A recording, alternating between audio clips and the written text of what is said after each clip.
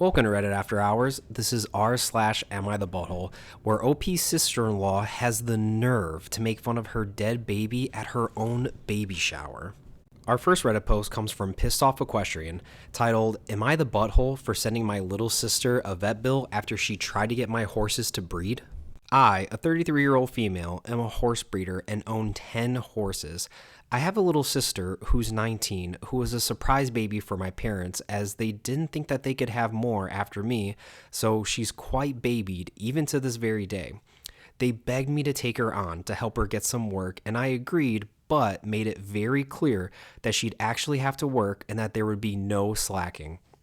She has generally been fine, actually, and enjoys being around the horses, though I do have to light a fire under her at times to get her to keep working. The problem, however, arose when a local animal rescue asked me to help them. They had a stallion surrender to them that they didn't quite have the capabilities to take care of him, so I had some room at my stable, and I agreed to take him.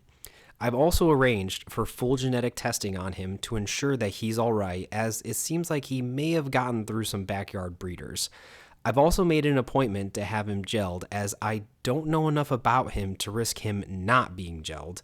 He has his own padlock and is kept in a separate stable than my own horses just to be safe. I'm slowly starting to socialize him, but I'm taking no risks. I've been letting my little sister sit in on my breeding planning for 2025, and my main stars are going to be Dante and Willow. They've had 4 successful and healthy fowls who are going into dressage. I know that they work well together, and Willow has had a 2-year break, so she'll be ready to go again this year. The first warning bell I overlooked was that my sister asked about the new stallion and what I'd be breeding him. I explained that he'd not been bred as there are too many unknowns and I'm probably not going to breed him. I don't know his health and I don't have a good enough grasp of his temperament. She protested this and said that he was pretty though, prettier than Dante, and I explained that there was more to this than looks.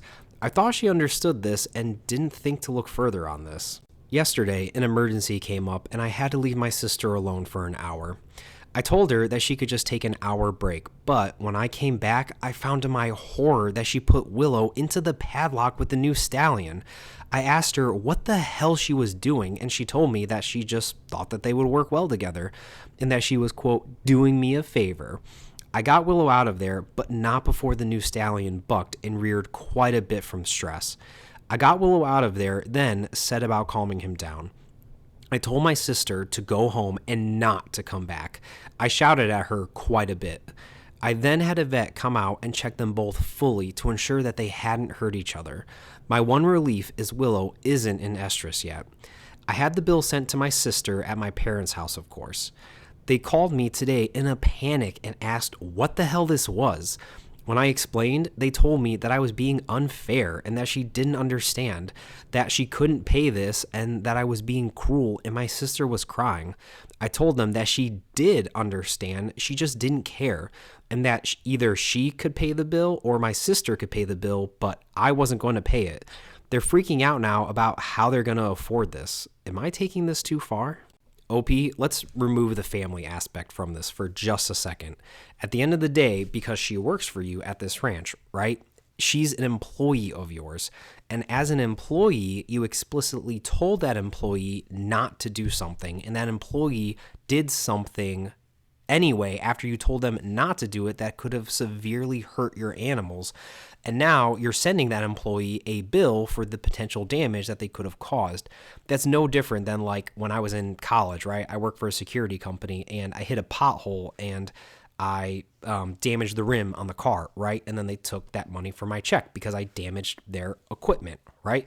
She could have damaged your property, being the horses, after you explicitly told her not to do it. That in and of itself warrants her paying the bill or that money coming out of her paycheck or whatever, right? So I don't know, P. I think your parents are just being unfair and continuing to baby her, because if you were not her sibling and you were just, another employer, this wouldn't fly. So I don't think you're being unreasonable, OP. Although I do want to know how much that bill was. Our next Reddit post comes from Dizzy May 7364, titled, "Am I the butthole for telling my sister-in-law to get out of my daughter's baby shower?" So I, a 47-year-old female, have a daughter who's 25. She is currently 26 weeks pregnant with her second child, a girl. Her first child, Philip, was a stillborn 2 years ago at 38 weeks. He was a little boy. When she lost him, she asked us to take apart the nursery before she got home and to, quote, get rid of the baby equipment. She saved his baby book and his ultrasound photos and the outfit that she planned to bring him home in, along with a lock of his hair in a memory box. She'd had a baby shower for Philip when she was pregnant, but her grief around his death was so strong and she couldn't handle having the nursery and the baby things.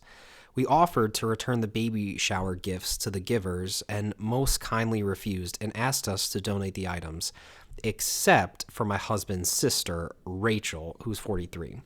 She made a huge deal out of my daughter being, quote, hysterical and constantly loudly talking about how ridiculous it was to take apart the nursery. We kept her away from my daughter and only allowed her to return to family functions when she promised to stop bringing this up. We recently held a baby shower for my daughter's new baby girl. Rachel, along with the rest of my husband's female relatives, were invited. She kept making quiet remarks to everyone that we were, quote, tacky for having a baby shower for a second child, but since she didn't get near my daughter, I kind of ignored it. When my daughter began to open gifts, everything really hit the fan. She loudly said if you hadn't torn apart Philip's nursery and gotten rid of everything, you wouldn't be here begging for presents for this baby. My daughter froze and just stared off into space. Tears started running down her face. I just said, "Rachel, please leave." She refused and started to argue with me. I took her present out of the pile, walked to the door, and threw it out and yelled, "Get out now!" And my husband came into the room and asked what happened. His mom told him, and he physically picked up his sister and put her down outside the door. Now the family is divided over whether I should have yelled at her to get out and thrown her present. Am I the butthole? OP, on the list of horrible things that you could say to a grieving mother who lost her child as a stillborn, that has got to be like on the top 5 list of worst things that you could say to a person. Like, I think it's totally reasonable that you wouldn't want all that stuff in the house to remind you of what just happened. Frankly, any way that you wanted to grieve your stillborn child, I think is reasonable. Like, how do you tell someone what's appropriate and how to grieve over a stillborn?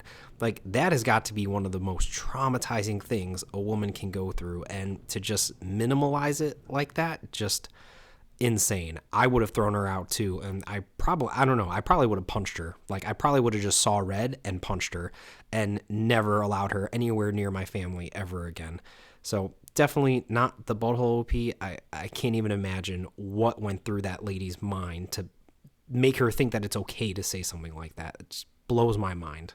Our next Reddit post comes from PM Me Jupiter Photos, titled, "Am I the butthole for calling the police on a 2-year-old child running around my neighborhood unsupervised?" Some little kid was outside playing with my boys in a suburban neighborhood. He was 2 years old and he couldn't even talk yet. If I had to guess, he had probably only been walking for maybe 8 months. He looked that young. He was out there with his cousin/sister, maybe, who was only 7. She didn't know how she was related to him when I asked, "Is this your brother?" I have no idea who either of these children are. I've seen the sister/cousin before in the neighborhood, but where she lived or what her name is, I couldn't tell you. So I called the non-emergency number and told them, "Hey, there's this 2-year-old little boy out here without an adult and his 7-year-old sister. What do you want me to do?" And the dispatcher told me to keep them there and they would send an officer out. She asked me to stay on the phone until the officer got there, and while waiting, they tried to leave, so I told the dispatcher that, and she said that she wanted me to keep those kids there so the officer could talk to the kids' parents. So I asked if they would stay with me, and to my surprise, they did. The officer finally showed up, and right when he did, our neighbor came out and was like, "Why did you call the police? This isn't a police matter." Note that this child is not my neighbor's child, and until tonight, I actually had a pretty good rapport with this neighbor, so I knew it was not theirs. I was like, ma'am, this boy can't even talk yet. He's so young. And she started screaming at me, saying that I should have taken him into my house and kept him safe. I said, I'm not taking some 2-year-old kid into my home without the parents knowing. I'm a 32-year-old male, for context. She kept screaming at me, saying, we take care of the kids in our neighborhood. If it was your kids, I would have done the same. You let them run around without you here, and what if you were miles away and you found out that someone called the police on your kids? Which this isn't true because my kids hate that I only let them outside if I'm with them. She said that I'm a bad person because I'm treating it like this kid's neglected. She told the officer that she will handle it and started walking the boy home. I'm honestly dumbfounded and embarrassed. Like, what the heck was I supposed to do? Just let this little kid run around the neighborhood? The cars use our street like a drag strip because it's so straight and long, and this kid couldn't even form words because he was so young. The officer just let her leave with the boy and didn't even go talk to the parents. The whole neighborhood came outside to see what was happening because this lady was screaming at me. Am I the butthole for this? OP, definitely not the butthole. You did exactly what I would have done. I would have called the police too. What are you supposed to do? Take that kid into your house? Absolutely not. That is absolutely not something I would ever tell anyone to do. That actually sounds crazy to me. And secondly, shame on this cop for not at least going to have a conversation with this kid's parents. This kid can't even tell you where he lives. What if some predator just driving on the road was like, oh, hey, kid, picked up the kid and drove off? Like, would they say that you're a butthole for not calling the police now? Like, that lady is absolutely insane. You should not take a kid into your house that you don't know, and you absolutely should have called the police. And shame on this cop for not talking to the parents. Something awful could have happened to that kid, and he did nothing about it. That's shameful, in my opinion. Our next Reddit post comes from Jam On It, titled, Am I the butthole for agreeing to babysit my friend's kid without asking my partner first? So, for context, I have a friend who's a 21-year-old female who is a single mom to a 1.5-year-old toddler, and she's starting to take night classes to get her degree this semester. She has classes on Monday, Wednesday, and Friday. Originally, her mom had agreed to watch her child while she was in class, but her mom's work schedule changed, and she can no longer watch her on Fridays. I work as a nurse with fluctuating hours, but I'm always off on Fridays. So, when my friend mentioned this to me a few weeks ago, I quickly told her that I would gladly watch him for a few hours while she was in class. My boyfriend Nick is a stay-at-home dad to our 1-year-old child. On Fridays, I take over the majority of childcare. I watch our son for the most part by myself while Nick plays video games or does some shopping, etc. It's essentially his quote off day. When I told Nick that I had agreed to watch my friend's baby on Friday, I didn't think it was such a big deal since I'm already doing childcare on Fridays and didn't expect my partner to help out. But he was upset that I agreed to this. He said that I should have discussed it with him beforehand. I told him that it didn't matter since I'd be watching the kids by myself. This week was the first week that I had both kids, and it wasn't too bad at all. My friend's toddler was only there for maybe 3 hours. Nick was in his gaming room the entire time, and when my friend came to pick up her baby, he was very standoffish with her, throwing shots like, "Oh, I'm glad you came so early." After they left, I told him that he didn't need to be rude to her, and I watched the kids without his help, so he shouldn't be acting this way. He's still being distant about this entire thing. Am I the butthole? Now, OP is getting absolutely roasted in the comments, and people are saying that she is absolutely the butthole for not telling her partner before she agreed to this. But I don't know, maybe you guys can tell me if I'm wrong here, but I don't think that she's the butthole for telling him that she agreed to it after already agreeing to it. Like, she didn't expect any extra commitment from him, and she did give him a heads up, like, hey, before this happens, I already agreed to this. If he really had that much of an objection to it, he could have said, hey, I need you to call her and tell her that you actually can't watch the kid because that's not going to work for me. But if he told her that she can't watch the kid, I'd question, like, why? She's not asking you to help. You're still getting your day off, and like none of this is falling on you. So what's the problem? She's helping out a friend and you're not helping at all anyway. I get that there's an extra body in the house and like that's something to consider, but nothing changed for him. He literally sat there and played video games and didn't lift a finger to help anyway, but he wasn't expected to help to begin with. So like, I don't know. I don't understand what the problem is, and I honestly don't understand what she did wrong here. So I don't know, OP, maybe I'm wrong, but I don't actually think you're the butthole for agreeing to help a friend and not asking your partner to do any extra work. Our next Reddit post comes from Jamie12087, titled, "Am I the butthole for siding with my 15-year-old daughter when she enforced the no red dress code with my aunt for her Sweet 16 party?" So, not sure if I'm a butthole or we're both buttholes, but anyway, we've been working on my daughter's Sweet 16 party planning for almost a year. My daughter picked the theme of Nightmare Before Christmas, NBC for short. This is a formal/semi-formal event. She's been pretty lax on letting her aunts, grandma, and cousins pick out almost everything except the colors and clothing assignment for the Sweet 16 court. She chose basic colors of black, white, and purples for her main colors. The guests get to pick an NBC character and use it as inspiration for their formal wear. The birthday girl chose red inspired as Jack as Santa, basically. Her only parameters for her Sweet 16 was that she and her boyfriend would be the only ones to wear red because she wanted to be Jack when he turned into Santa Claus. She told all family and friends and made it very clear, no red. Now, here's the part where I may be the butthole. The party is 6 days away. I ran into my aunt and she was very excited to show me a picture of her outfit. The shoes were beautiful, but they worried me a little bit because they had a little bit of red on them. I brushed this off because who looks at shoes anyway? Who cares? Then she showed me a beautiful, bright red dress. I was shocked, and it must have shown because her smile fell and she looked at my mom and said, "It isn't red, it's burgundy. You told me that I could wear it because it isn't red." My mom agreed that it was much darker in person. I was trying to fix my face and not panic. I told myself that it would be okay, and then I would talk to my mom and my daughter about it. Skip to a few hours later when I did talk to my daughter and was able to show her a picture of the dress. My daughter asked if my aunt could please wear a different color, but my aunt said no because she ordered that dress for her party. My daughter told her that it was the only rule that she had, and if she wasn't willing to follow it, then she would miss having her there. But if she was willing to change colors, then we would love to have her.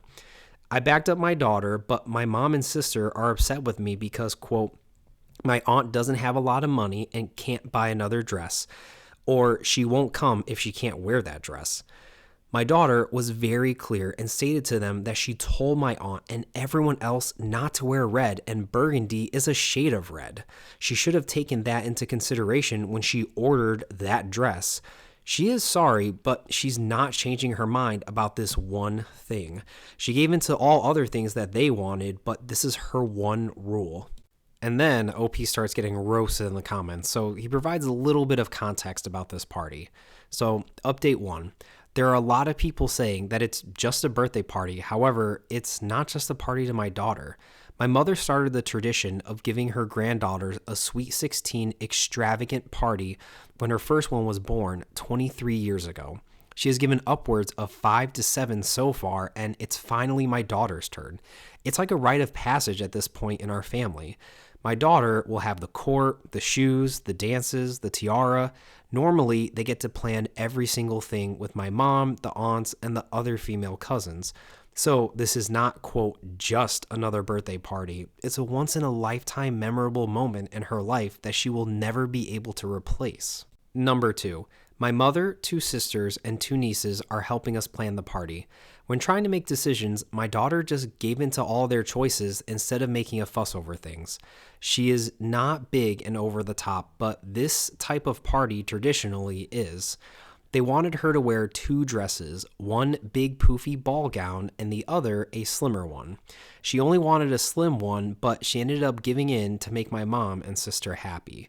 She did not want any alcohol at the party, period, but my sister begged and begged until she gave in and said, okay, fine, but not until after 10 p.m., and then they negotiated 9 p.m. This incurred an extra cost for security. We don't drink often and don't have alcohol around our kids normally, but she felt that if she didn't give in, parts of my family wouldn't come. She also gave in to the explicit songs being played, but she made a certain criteria and a certain time frame also. She also gave in to it being formal/semi-formal. She let them have free reign over cake flavors, food, decorations, everything except the colors. The one thing that she got to keep was her colors. 3. One thing you need to know about my daughter is that she is normally very level-headed, laid back, and chill. She is very mature and logical. She is very respectful and does not talk back to adults. However, we raised her to understand that she deserves respect also. 4. When we talked to my aunt via text message tonight, we very much tried to have her wear anything else other than the red, quote, burgundy, but she said that she would just not come if she couldn't wear that dress. We would love for her to be there. However, I will not compromise my daughter's boundaries for anyone, and I don't find it unreasonable. 5. My mom normally will loan dresses out to my aunt or help her buy them, but this time she said no.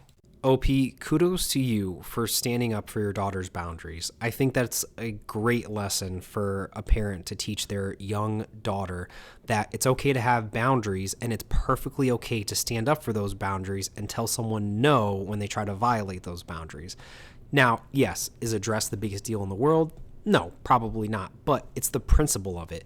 She set a boundary, she set a rule, and someone is trying to violate that rule. She's telling them, no, this is my one rule, and you can't come if you're going to break my one rule out of respect for me. And I think it's great that you're supporting your daughter through that. 10 out of 10 parenting. As far as your sister goes, absolutely 10 out of 10 a butthole. Like, really? It's burgundy, not red? That's the excuse that you came up with? Come on. She sounds incredibly childish for her age. Like, that's still red. That is still red. A burgundy car is still a red car. Like, I don't even know what the argument is here, but kudos to you for standing up for your daughter. 10 out of 10 parenting. That was Reddit After Hours, bringing you r/Am I the Butthole. Thank you all so much for listening, and if you like these videos, like and subscribe as we put out a new Reddit video almost every single day.